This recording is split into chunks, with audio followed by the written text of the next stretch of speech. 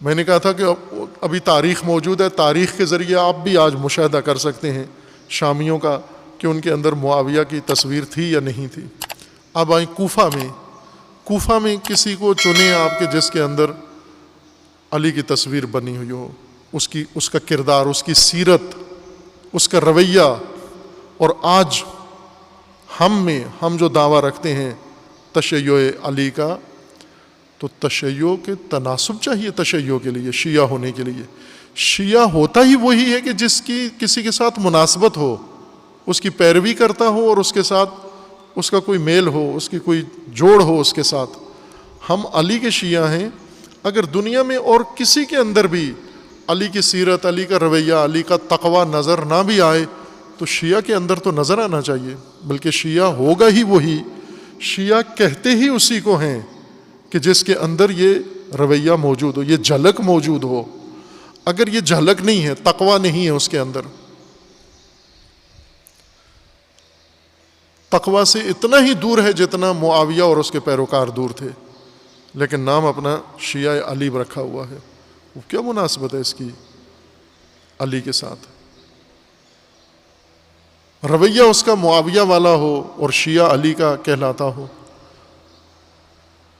وہ تصویر نظر آنی چاہیے امیر المومنین کے عمل کی، امیر المومنین کی شخصیت کی، امیر المومنین کی راہ کی، امیر المومنین کے رویوں کی جھلک نظر آنی چاہیے، انفرادی زندگی میں، سماجی زندگی میں، دینی زندگی میں نظر آئے۔ اس کو تشیع کہیں گے ہم۔ عزیزان، آج یہ چیز اگر شیعہ نہیں پیش کر سکا تو پھر تشیع بھی اس کا نہیں ہے، ثابت شدہ نہیں ہے، تصدیق شدہ نہیں ہے، جعلی ہے، جعلی شیعہ ہے۔ جس کے اندر علی کی زندگی، علی کی شخصیت، علی کی سیرت کا پرتو نہیں ہے، وہ جعلی شیعہ ہے، وہ درست شیعہ نہیں ہے، وہ حقیقی شیعہ نہیں ہے۔ یہ جس طرح ابو سفیان مسلمان ہو گیا تھا اور یا بعض منافق مدینے کے مسلمان ہو گئے تھے، تو ان کا اسلام تو جعلی اسلام تھا، وہ تو صحیح اسلام نہیں تھا، تصدیق شدہ نہیں تھا، وہ دھوکہ دینے کے لیے تھا، وہ فریب کے لیے تھا۔ اسی طرح سے تشیع بھی عزیزان، اگر سعادت اللہ تعالیٰ نے دی ہے اور باعث فخر و افتخار ہے کہ آپ امیر المومنین کے شیعہ ہیں، تو امیر المومنین کی کوئی جھلک زندگی میں نمایاں کریں، اپنی زندگی میں، انفرادی زندگی میں، اپنی اجتماعی زندگی میں، اپنے مجموعی رویے میں، اپنی قومی رویے میں، اپنی حیثیت میں، قومی شخصیت کے اندر امیر المومنین کی شخصیت کا ہو ہمارے پاس۔ رات کی بھی میں گفتگو میں عرض کیا تھا درس میں کہ ہم نے ایک آسان سا کام شیعوں نے پکڑ لیا ہے، یعنی انہیں بتایا گیا ہے، جس طرح یہودیوں کو بہت آسان طریقے بتا دیے گئے تھے، سختیاں ساری ختم، مشقتیں، عبادتیں ساری ختم، اور ایسا ایک راستہ انہیں بتا دیا گیا تھا کہ آپ کو کچھ کیے بغیر ہی پاس ہو، چونکہ سب کچھ تو آپ کے لیے، برگزیدہ آپ ہو اور اللہ کے پیارے آپ ہو، دوسروں کے لیے کچھ بھی نہیں ہے۔ اس طرح کی مشابہ چیز ایک ہمیں بتا دی گئی ہے کہ ہم فقط عقیدت کے گلدستے پیش کریں اہل بیت کو، اور اہل بیت ایسی شخصیات ہیں کہ جنہیں نہ ہم سے تقویٰ چاہیے، نہ ہم سے عدالت چاہیے، نہ انصاف چاہیے، نہ حق پرستی چاہیے، نہ قربانی چاہیے، نہ ہمیں بندگی چاہیے، نہ عبادت چاہیے، نہ پرہیز و پاکیزگی چاہیے۔ اہل بیت وہ جماعت ہیں جن کو فقط عقیدتوں کے گلدستے چاہیے، جن کو فقط تعریفی کلمات چاہیے۔ اگر ان کے لیے تعریفی باتیں کر دو تو بس انہیں پھر آنکھیں بند کر لیتے ہیں اہل بیت۔ علی آنکھیں بند کر لیتے ہیں کہ یہ کون ہے، کیا بس یہ دیکھتے ہیں کہ میرا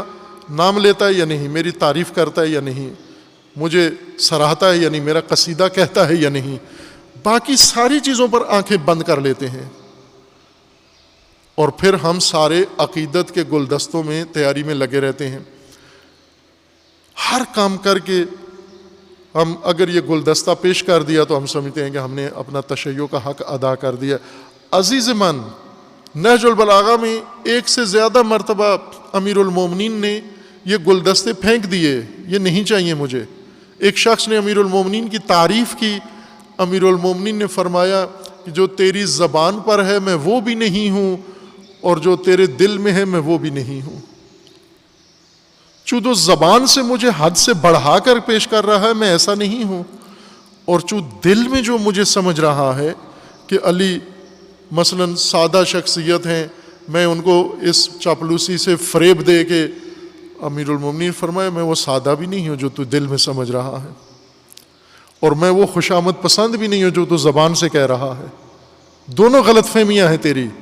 یعنی یہ جو گلدستہ مجھے پیش کر رہا ہے مجھے فریب دینے کے لیے، یہ پھینک دیا، یہ نہیں چاہیے مجھے۔ کیا میں تیرا رویہ دیکھ نہیں رہا ہوں، تیری شخصیت دیکھ نہیں رہا ہوں؟ آپ عقیدت رکھیں، عقیدت ضروری ہے، محبت ضروری ہے، لیکن اس کے ساتھ ایک مماثلت بھی ضروری ہے۔ وہ امیر المومنین کی عملی زندگی بھی ضروری ہے، وہ عملی راستہ جو امیر المومنین کا ہے وہ بھی ضروری ہے۔ اور آج تشیع کو یہ مظاہرہ کرنا باقی ہے، ہم ابھی تک یہ کام نہیں کر پائے۔ پاکستان کا تشیع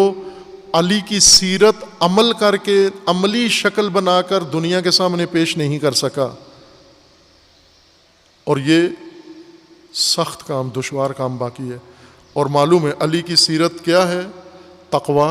علی کی سیرت ہے عدالت، علی کی سیرت ہے حق۔ اور جب آپ حق پہ ڈٹ جائیں گے، تقوی پہ ڈٹ جائیں گے، راسخ ہو جائیں گے، اور جب عدالت پہ قائم ہو جائیں گے، تو پھر معلوم ہے آپ کو عقیدتوں کے گلدستے نہیں ملیں گے، آپ کے خلاف ناقصین کی لشکر ایک کھڑا ہوگا، بڑے بڑے مقدس آپ کے مقابلے میں آ جائیں گے، آپ کے مقابلے میں خوارج کھڑے ہو جائیں گے، آپ کے مقابلے میں شامی کھڑے ہو جائیں گے، آپ کے مقابلے میں ہر جماعت منافق اور ہر قسم کا طبقہ قیام کرے گا، اور ناسور آپ کو علیحدہ تکلیف دیں گے جب آپ علی کی عدالت کا پرچم لے کر اٹھیں گے، قیام کریں گے۔ یہ رویہ ہوگا، لیکن جو موجودہ ہماری روش ہے اس کے مطابق ہمیں کوئی پریشانی نہیں ہے، چونکہ ہم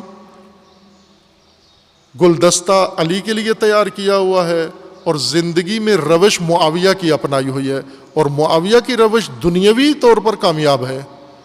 چونکہ اقتدار بھی مل جاتا ہے، سیٹ بھی مل جاتی ہے، راشن بھی مل جاتا ہے، دنیا کے ساتھ تعلقات بھی اچھے ہوتے ہیں، رفت و آمد بھی ہوتی ہے، سارا نظام ٹھیک چلتا ہے۔ اس لیے عملاً معاویہ کے شیعہ ہو جاتے ہیں، اور زبانی طور پر علی کے شیعہ ہو جاتے ہیں۔ اور جو علی کا شیعہ، جس طرح اللہ کا فرمانا ہے کہ اگر تم میرے بھی ہو اور میرے شریک کے بھی ہو تو پھر میں دستبردار ہوں، تم شریک کے ہی ہو، پھر تم مشرک ہی ہوگے۔ تو علی علیہ السلام بھی فرماتے ہیں کہ اگر تم نے میرے مطابق بھی رہنا ہے اور معاویہ کے مطابق بھی رہنا ہے تو میں یہ لشکر سارا معاویہ ہی کو دے دوں گا، مجھے نہیں چاہیے ایسا دوغلا لشکر جس کی زبانیں کسی اور طرف ہوں۔ جس طرح فرزدق نے امام حسین علیہ السلام سے کہا تھا کہ تلواریں کوفیوں کی کسی اور طرف ہیں، زبانیں کسی اور طرف ہیں،